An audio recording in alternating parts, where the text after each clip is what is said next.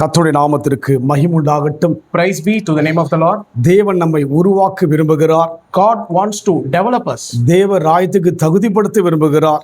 He wants to prepare us for the kingdom of God. பிதாவாகிய தேவன் குமாரனை அனுப்பின நோக்கமே God the Father sent Jesus into the world for அவர் ராஜ்யத்திலே நம்மை கொண்டு போய் சேர்ப்பதற்காக. we should be a partake in this kingdom.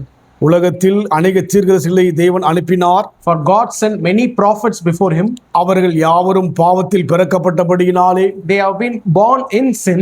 சாபத்துக்குள் உள்ளானபடினாலே, They went into many types of curses. தேவனால் பரிசுத்தமாக்கப்பட்டாலும் கூட Even though they have been sanctified by God, அவர்களால் மற்றவர்களை மீட்க முடியாதபடிதான் உலகம் இருந்தது. they can't able to save other people like that the world was. அதனால்தான் தம்மையே ஒரு குமாரனாக வெளிப்படுத்தி So God himself made into a man.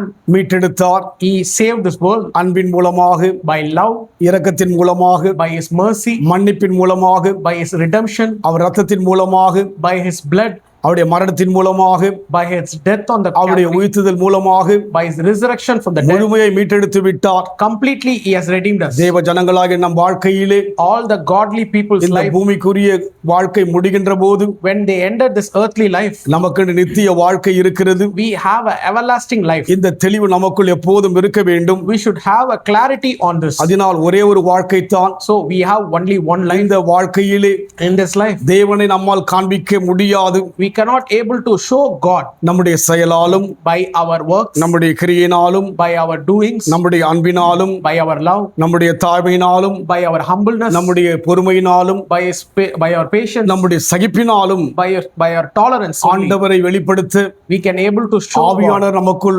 ஆட்கொண்டிருக்கிறவராய் இருக்கிறார். Holy Spirit has dwelleth in us. அதோடு முடிவதல்ல. Not only it ended with that. அதே 1 யோவான் 4:14 The same chapter 1 John chapter 4 verse 14. பிதாவானவர் குமாரனை உலக இரட்சகராக அனுப்பினார் என்று நாங்கள் கண்டு சாட்சியிடுகிறோம். And we have seen and give witness that the Father sent the Son to be the savior of the world. சாட்சியிடுகிறோம். And we are his witness. இயேசு கிறிஸ்து மரித்து உயிர்த்தெழுந்து கடைசியாக சொன்ன ஒரு வார்த்தை, When Jesus Christ has died and resurrected from the dead at the last moment, he said, சீஷர்களை போது சொன்ன வார்த்தை, when he looked into his disciples and said, நீங்கள் உலகமெங்கும் போய் go onto the world, சுவிசேஷத்தை அறிவித்து preach the gospel, சாட்சிகளாய் இருங்கள் என்று சொன்னார். be a witness for me. நம்முடைய வாழ்க்கையில் கூட In our life also, நாம் சாட்சியாக இருக்க வேண்டும். we should have a testimonial life. எங்கே சாட்சியாக இருக்க வேண்டும்? Where we should be, குடும்பத்தில், in your family, நெருங்கிய உறவுகள், with all your ஒரு relatives. சில குடும்பத்தில் பார்க்கும்போது When we look at some families, அவர்கள் ஒரு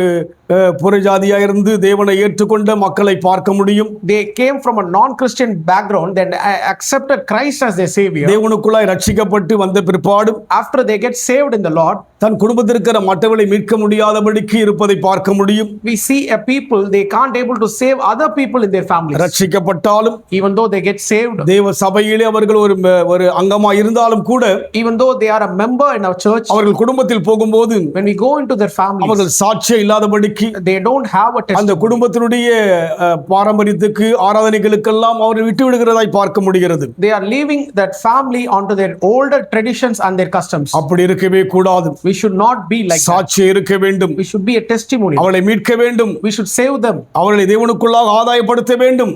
We should always present them to God அன்பினால், by love, தியாகத்தினால், by sacrifice, சகிப்பினால், by acceptance, பொறுமையினால், by your தேவ patience, கனியினால் நாம் சாட்சியா இருந்து by God given fruits only we can be testimony. அவரே உலக இரட்சகர் என்று சொல்ல வேண்டும். And we should say he is the savior to the world. வேறு யாராலும் ரட்சிப்பு இல்லை என்று சொல்லி நாம் சாட்சியாய் நிற்க வேண்டும். We should be a testimony because no one can able to save. பிதாவானவர் குமாரனை உலக இரட்சகராக அனுப்பினார் என்று சொல்லப்படுகிறது. And the verse says the Father sent the Son to be the savior of the world. உலகம் முழுமைக்கும் இயேசு ஒருவரே இரட்சகர். For all the worldly people, Jesus is the savior. இந்த உலகத்தில் வாழ்கிற சகல மனுஷனுக்கும் இயேசு ஒரு இரட்சகர். For all the human race, Jesus is the savior. இதை சொல்லாதபடிக்கு We are always hiding நாம் it. சாட்சியா இருக்க வேண்டும். We should be a testimony. வைராக்கியமா இருக்க வேண்டும். We should have a zeal for God. நாம் அவரோடு கூட ஒன்றி போகாதபடிக்கு We should never get united with that. அன்பு கூற வேண்டும். வேண்டும், should love them, கடமைகளை செய்ய வேண்டும், we should do our அவளுக்கு responsibility. என்னவெல்லாம் பொறுப்பை நாம் செய்ய வேண்டும் அதையெல்லாம் செய்தே ஆக வேண்டும். Whatever thing we have to owe them, ஆனால் தேவனுக்காக சாட்சியா நிற்க வேண்டும். but we should have a testimony to God. தேவனுடைய காரியத்தை விட்டு கொடுக்கவே கூடாது.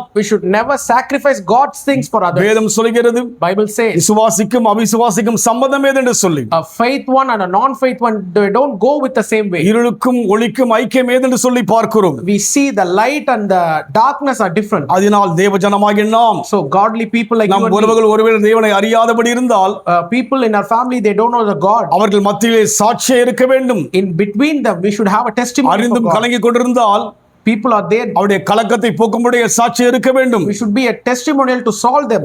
அப்படியாகத்தான் சீஷர்கள் இருந்தார்கள்.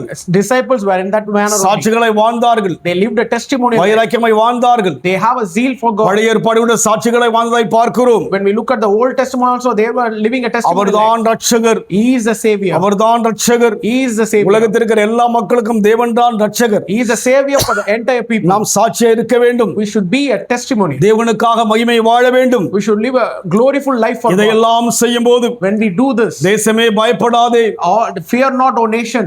மகிழ்ந்து களி கூறு, கர்த்தர் பெரிய காரியம் செய்வார். Rejoice in it. The Lord does great things for பெரிய you. காரியம் செய்வார். பாத்திரவானா?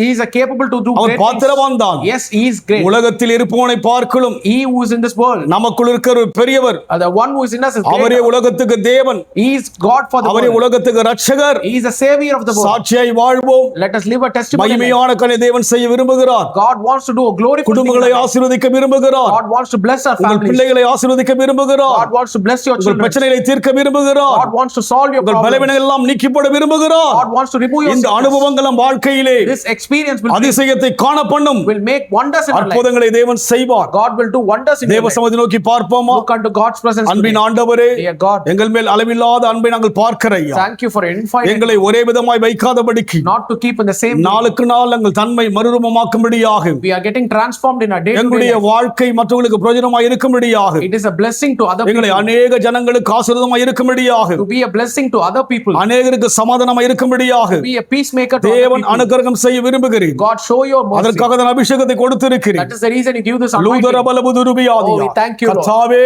Lord, எங்களை தாழ்த்தி we கொடுக்கிறோம். are humbling ourselves. சாட்சியை வாழ கிருபை Help செய்வீராக. us to live a testimony. இயேசுவின் நாமத்தில் பிதாவே. In Jesus' name I pray. கர்த்தருடைய ஆசீர்வதிப்பாராக. God bless you.